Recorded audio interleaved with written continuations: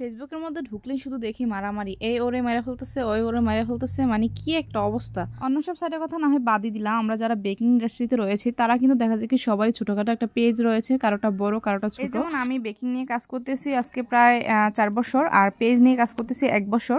তো যেহেতু আমি নতুন, আমি কখনো পেজের মধ্যে ভিডিও আপলোড দিইনি বা ভয়েস ওভার দিইনি, তো আমার কথার মধ্যে ভুল থাকতেই পারে। আমার কথাতে যদি কোনো ভুল থাকে বা আমি যদি কোনো ভুল প্রেজেন্ট করি তাহলে সেটা আপনি আমাকে বলে দিতে পারেন যে আপু এটা এভাবে না ওভাবে। কিন্তু দেখা গেছে যে আপনি সেটা না করে আপনি কি করলেন, একটা উল্টা পাল্টা এসে মন্তব্য করে গেলেন বা কমেন্ট করে গেলেন, আবার সেই জিনিসটাকে আপনি স্ক্রিনশট দিয়ে পেজের মধ্যে ছেড়ে নাক ছিটিয়ে ছিটিয়ে বলতেছেন যে এটা এইভাবে করতেছে, এটা ওভাবে করতেছে। কেন ভাই? আপনি যদি এর চেয়ে ভালো পারেন তাহলে আপনি বলেন যে হ্যাঁ এটা এভাবে হয় না, এটা ওভাবে করা ঠিক ছিল। তো এই কথাগুলো কিন্তু আমার কথা বলতেছি, জানেন দেখতেছে এই জিনিসগুলো নিয়ে একটু বাড়াবাড়ি হচ্ছে। তো আমি একজনকে দেখি, মানে ওনার ভিডিওগুলো কেন যে আমার সামনে আসে, তো উনি দেখি কি প্রায় সময় মানুষের যে ভিডিওগুলো করে, মানে আমার মতো যারা বেকারস আছে তারা ভিডিওগুলো করে, ভিডিওর মধ্যে যাইয়া উল্টা পাল্টা মন্তব্য করে আসে, আবার ওগুলো উনি ওনার পেজের মধ্যে ছাড়ে। নর্মালি আমরা যদি 100টা কথা বলি তার মধ্যে একটা ভুল হতেই পারে, এটা স্বাভাবিক, কিন্তু উনি যেভাবে মানুষকে মানে কি একটা করে, তো ওইটা কিন্তু আসলেই ঠিক না। ওনার হচ্ছে এটা আমার ধারণা ওনার হচ্ছে একটা ভিউ ব্যবসা।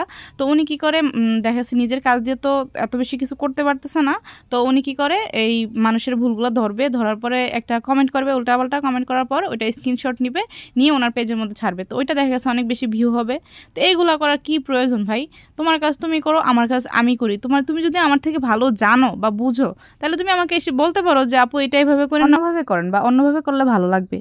তো যাই হোক, এসব কথা নাই বলি। তো এই জিনিসগুলো না আমার কাছে অনেক বেশি খারাপ লাগে। পৃথিবীতে সবাই যে একরকম তাও কিন্তু না, দেখা গেছে কেউ খুব ভালো পারে একটা কাজ, আবার কেউ আছে অত বেশি ভালো পারে না।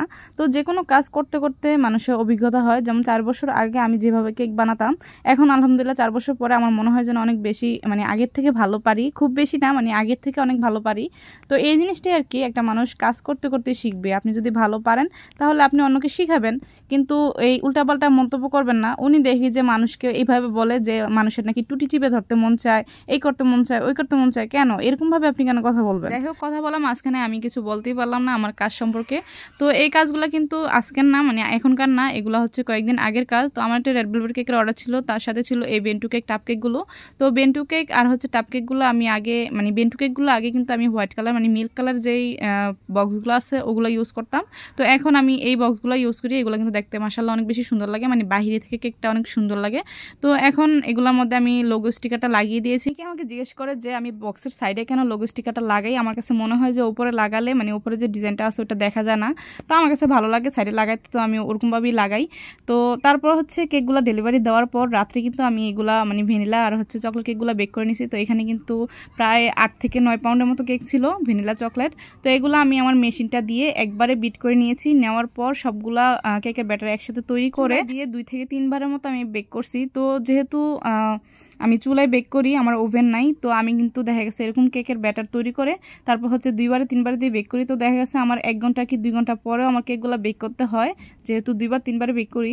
তো আলহামদুলিল্লাহ আমার কেকের ব্যাটারগুলো কখনোই নষ্ট হয় না, কেকগুলো আলহামদুলিল্লাহ পারফেক্ট হয়। আজকের ভিডিওর মধ্যে অনেক বেশি কথা বলে ফেললাম, আসলে কিছু কথা না বললেই না। এই জিনিসগুলো কিন্তু আমি অনেক বেশি দেখতেছি ইদানিং, যার জন্য বলে ফেললাম আর কি। তো ভিডিওটা আপনাদের কাছে কার কাছে কেমন লাগলো অবশ্যই কমেন্ট করে জানাবেন। সবাই ভালো থাকবেন, আল্লাহ হাফেজ।